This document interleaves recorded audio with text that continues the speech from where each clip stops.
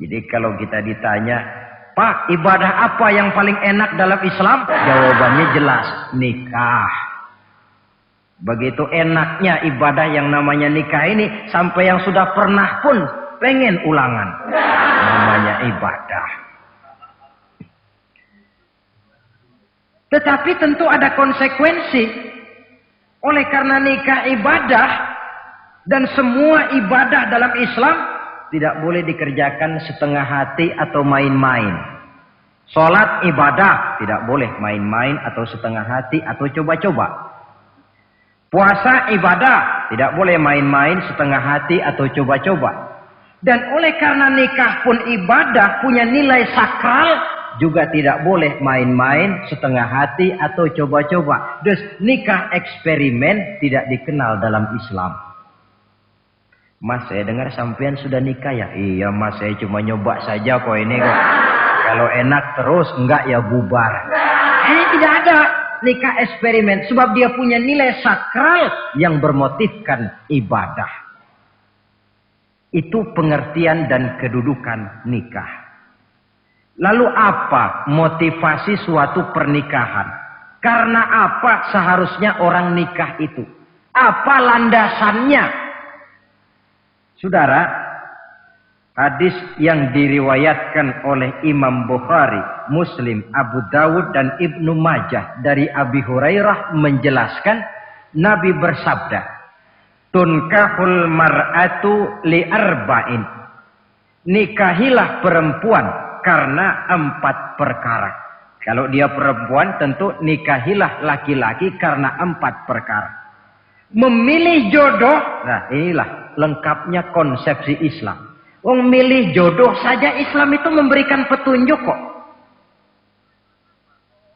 Karena apa orang memilih jodoh itu? Kata Rasul yang karena 4 faktor. Pertama, lima liha.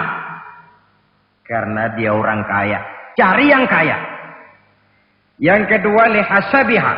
Karena dia keturunan orang baik-baik. Cari keturunan orang baik-baik. Yang ketiga, lijamaliha. Karena dia cantik. Cari yang cantik.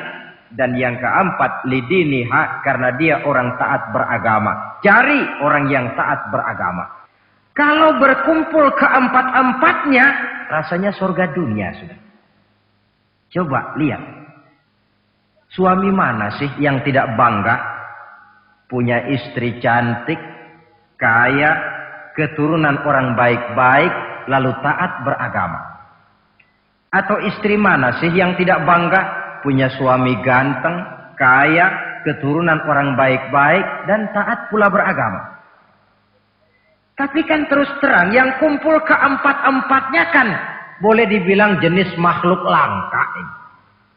Sulit. Kadang-kadang cantik, kaya, akhlaknya kayak setan. Ada saja kurangnya. Oleh karena ada saja kurangnya, lalu Nabi memberikan stressing, penekanan. Fazfar bizatiddin taribat iyadak. Pilih orang yang taat melaksanakan agama, niscaya hidupmu akan berkah. Jadi motivasi suatu pernikahan hendaknya agama. Apa rahasianya? Mari kita lihat.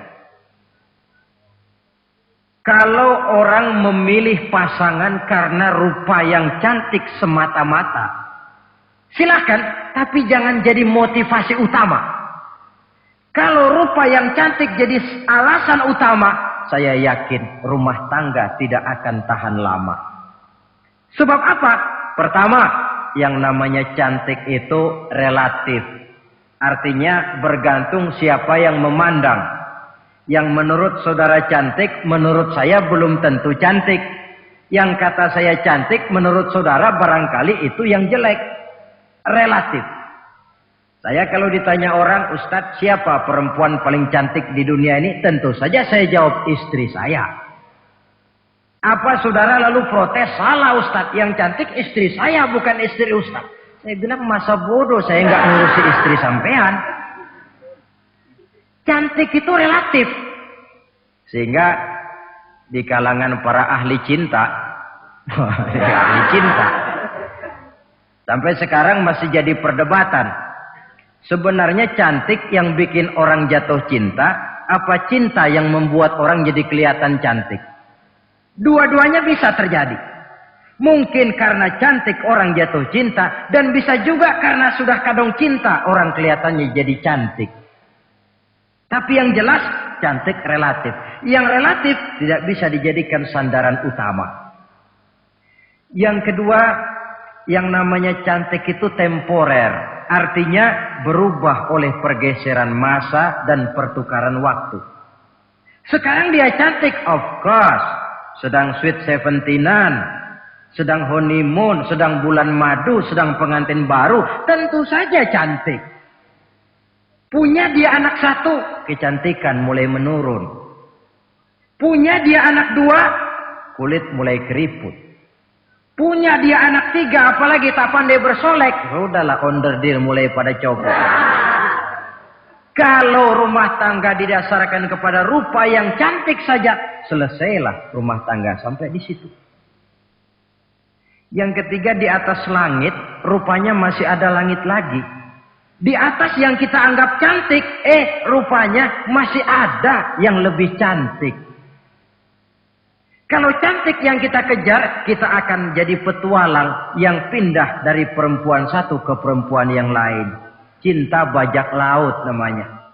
Di mana kapal berlabuh, di sana cinta mendarat. Saudara hadirin yang saya hormati, padahal sate dengan singkong itu kan bedanya cuma di tenggorokan. Kalau sudah masuk ke dalam perut, kenyangnya barangkali sama. Malah barangkali besok pagi kalau keluar lebih tidak enak baunya sate itu daripada singkong. Makanya orang kalau sudah nikah oleh Nabi dipesan, apabila kamu di jalan melihat perempuan yang membuat kamu kagum, cepat-cepatlah pulang ke rumah. Sebab apa? Sebab yang perempuan cantik di jalan kau lihat itu punya, istrimu juga di rumah punya. Gak percaya cobalah pulang, akurin, sama itu.